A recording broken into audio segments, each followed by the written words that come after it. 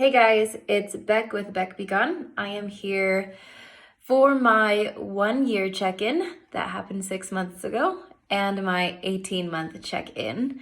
It has been a long time since I've done one of these. It's July of 2020, and I think the last time I touched base was December of 2019. So I got the vertical sleeve gastrectomy on January 22nd, 2019. My high weight was 262 pounds. My surgery weight was 235, I think. My low weight, when I hit my 1-year mark, actually was my very low weight, was 138.1 pounds. And today I am 150. And so I would love to fill you in on what the year was like and then these 6 months in maintenance, because it's kind of a different beast than the first year. So just to quickly recap my 1-year sleeve anniversary, I worked really hard between December and January to lose weight because I was jonesing for, I think, getting into the 30s for my 1-year goal. I don't know exactly how it happened. I was hovering around 160 through November and even into December. And then I think I was single and it was cold outside, so there wasn't a lot to do. And I'd really gotten into a rhythm with my workout classes. So I was working out every single day for at least 1 hour, but sometimes a few hours. And oftentimes it was cardio. I was really restricting my calories. I was doing fast every Monday, so I wouldn't eat basically Sunday night through Tuesday morning. So it was a 36-hour fast every single Monday through January. And I was just kind of super obsessive. And then the day before the weigh-in, my 1 year, I took a laxative and got out as much as I could for the weigh-in. So I had some sort of unhealthy things develop. And I think that's in part why I didn't want to post, because I wasn't really sure like what my message would be. It's like I got to the 1 year and I got to the 30s and I feel unhealthy. You know, like I feel like my mind is not quite where I want it to be. So after we did our 1-year weigh-in, my sister and I would do every single 22nd of the month, we would do pictures and we would do weigh-ins and we would do measurements. I haven't done any of that since January, and here it is July. So here's kind of what it's been like in maintenance, because maintenance is a crazy mental mind maze, perhaps is what I'd say, because it's like there's no longer targets. So I first realized I was in maintenance mode when I got down to my low weight and then popped immediately back up to like 142. So it was a false reading getting into the 30s. It was probably because of the laxatives. But so I was around 140, under 145 for about a month. And I was getting super stressed because I knew that weight regain was likely to happen and that it might be like a 10 pounds or 10% of your total loss or whatever it is. I don't know the exact stats, but I knew it was coming. So I wanted to control it. So I found myself eating my way up to 150 pounds purposefully, which, I mean, it still makes sense to me that I wanted to have that control. I didn't want to just let it slip, you know. I guess that's just how my brain works. But I did that, and then I've been hovering around 150 to 152 for a few months now. And I'm pretty happy here. I'm actually happier here than I was at 140 because I have like a chin, like my neck was getting this wrinkle, and I just turned 30 and I thought that's not going to happen. I'm not going to have a wrinkle in my neck yet. And my boobs maybe are a little bit bigger. I don't know. My stomach definitely is. I certainly put on weight around my belly. But I'm like extremely happy at 150 pounds. And I just happened to watch Foodie Turned Sleevy's video from yesterday, and it inspired me to do one because she has had a little bit of weight regain. And she's just so honest about it. She's so real about how we eat, as food addicts, the patterns that are there, especially when things are kind of stressful. And I just wanted to reach out to my little network and see if I could offer anything to the community on this front, because I also have found myself, especially through the COVID era, eating worse than I would have before. At the same time, I think what I'm trying to do to counteract that is to reinterpret what pampering means to me and what self-care means.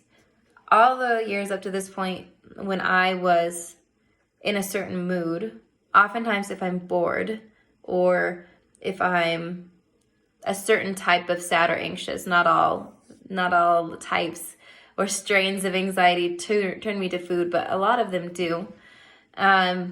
I would shove my face with whatever I could. And it didn't even have to be sweets or carbs. It's just like, I just want the feeling of fullness. I just want the feeling of consuming, and that would calm me down. And I still definitely do that. I have that pattern very deeply ingrained within me. Especially when I'm like at a party and I'm uncomfortable, I'll eat and drink a lot, because I have some anxiety in crowds.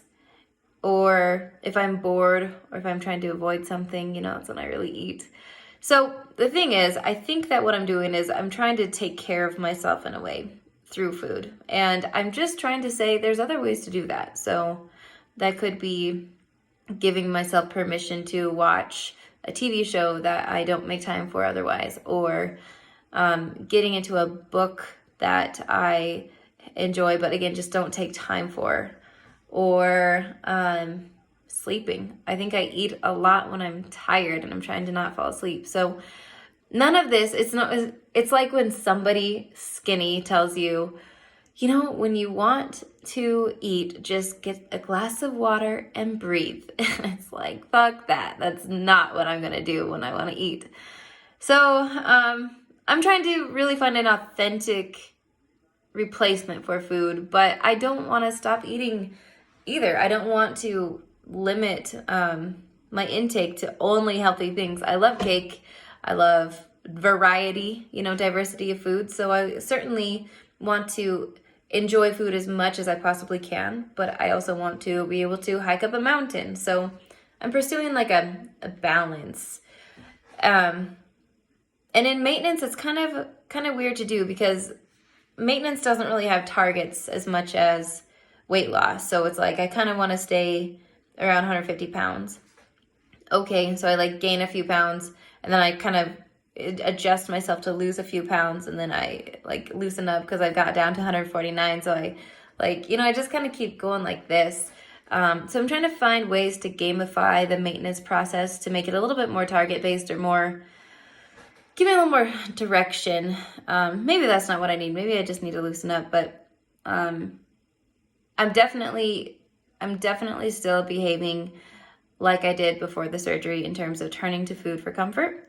And I'm thinking I may need to do something radical to confront that.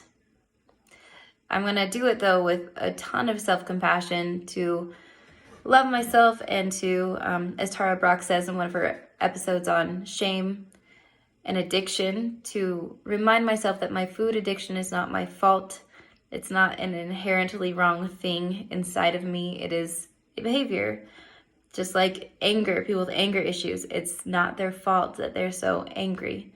It's a behavior, and they can forgive themselves for it.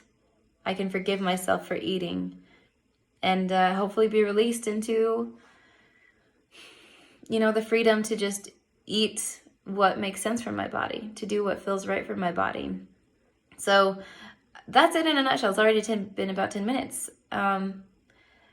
Life is interesting. Maintenance is a bit scarier than the weight loss journey. And with COVID on top of everything, it's been a little more difficult. But I think health is absolutely important to me.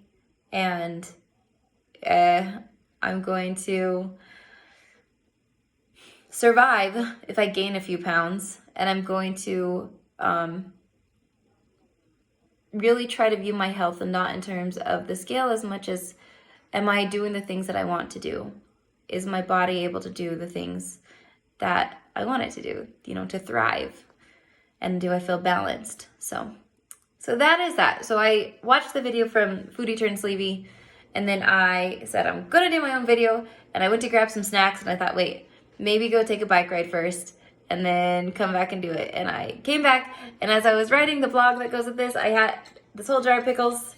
So you can see I'm not, you know, I'm still, if I stress eat or if I eat when I'm like thinking, because I like to eat when I'm writing, I try to eat things that are lower calorie, so veggies, pickles, things that if I eat them mindlessly, they'll do less of an impact.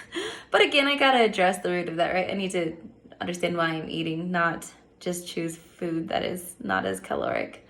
Anyway, that's my check-in. I hope to do more of these, but just sending love out to the community and knowing that everybody is having to recalibrate with COVID, and it's a little difficult. And I guess I would say love yourself.